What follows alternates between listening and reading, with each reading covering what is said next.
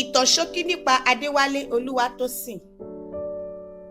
Adéwálé Olúwatósìn Michael jẹ́ ọmọ bíbí ìlú Ìjẹ̀bú ní ìpínlẹ̀ Ògùn. Wọ́n jẹ́ olùkọ́ ní ẹ̀ka ìmọ̀ fílọ́sọ́fì ní Yunifásítì Èkó Lákòókà. Olúwatósìn Adéwálé gba ìwé-ẹ̀rí àkọ́kọ́ BA nínú ìmọ̀ fílọ́sọ́fì ní Yunifásítì Èkó, níbi tí wọ́n ti ṣe ipò kíní tí wọ́n sì gba àmì ẹ̀yẹ káre-láyé gẹ́gẹ́ bí akẹ́kọ̀ọ́ tó perégedé jùlọ ní ẹ̀ka ìmọ̀ fílọ́sọ́fì àti akẹ́kọ̀ọ́ ọkùnrin tó yege jùlọ ní fákọ́tì tó jẹmọ́ iṣẹ́ ọnà ní ọdún 2016. Wọ́n jẹ́ sọ̀rọ̀sọ̀rọ̀, olùdarí ayẹyẹ, oníṣẹ́ ọnà lámẹ̀ẹ́tọ́, olùṣàgbéyẹ̀wò ọ̀rọ̀ òṣèlú, agbaninímọ̀ràn lórí ọ̀rọ̀ ìfẹ́ àti ìgbé ayé ẹni, olùṣàyẹ̀wò èrò ọkàn, akéwì àti òǹkọ̀wé. Wọ́n ti bá akẹ́kọ̀ọ́ tó lé ní 500 sọ̀rọ̀ ní ìpínlẹ̀ Èkó, Ògùn, Ọ̀yọ́, Ọ̀ṣun àti Oǹdó.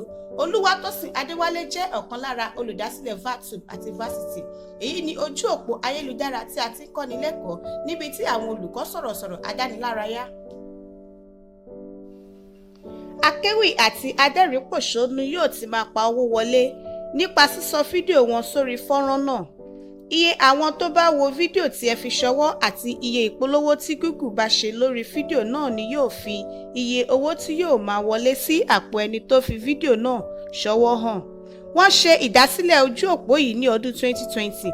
Ní báyìí, ètò ìgbaniwọlé ń lọ lọ́wọ́ fún àwọn olùkọ́ tí wọ́n yóò máa fi fídíò wọn ránṣẹ́ sí ojú òpó náà. Olúwatósìn Adéwálé jẹ́ ọmọ Àtàpátá-Dìde tí a tọ́ ní ìlú Alápẹ̀rẹ̀ Kétu. Èyí mú kí wọ́n bẹ̀rẹ̀ sí ní ṣe iṣẹ́ kéréje láti ọmọ ọdún 15 ní àsìkò tí wọ́n jẹ́ akẹ́kọ̀ọ́ nílé ẹ̀kọ́ gíga yunifásítì.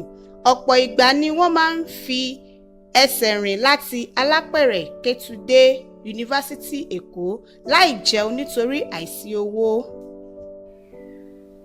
Olúwatósìn Adéwálé ti kópa nínú ọ̀pọ̀ ìdíje tí wọ́n sì gbé igbá orókè. Gẹ́gẹ́ bí akẹ́kọ̀ọ́, wọ́n ṣe aṣojú Yunifásítì Èkó níbi NABS Nigeria Inter-University Competition.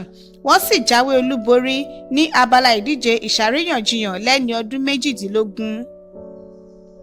Nígbà tí Olúwatósìn pé ọmọ ọdún 21, wọ́n gba àmì ẹ̀yẹ gẹ́gẹ́ bí akẹ́kọ̀ọ́ ọkùnrin tó perégedé jùlọ ní sáà ètò ẹ̀kọ́ 2014-2015 ní orílẹ̀-èdè Nàìjíríà láti ọwọ́ àjọ Oscar.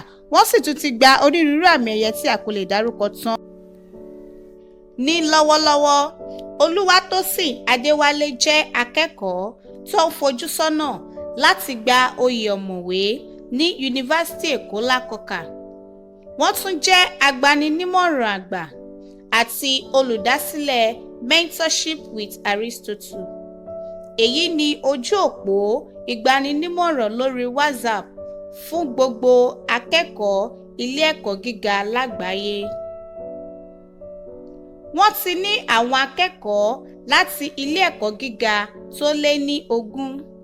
Gẹ́gẹ́ bí òǹkọ̀wé tó dángájíá, díẹ̀ lára àwọn ìwé tí wọ́n fẹ́ gbé jáde ni Legends Only, Scholartricks, Shattered Hearts, Bedroom Science, Zero to Hero àti ọ̀pọ̀ ìwé mìíràn. Ọ̀rọ̀ ìyànjú: bí ó tilẹ̀ wù kí o máa rákòrò tó nínú ìrìn àjò ayé, ó dájú pé iwájú ni o wà lẹ́gbẹ̀ẹ́ àwọn tí kò kúrò lójú kan.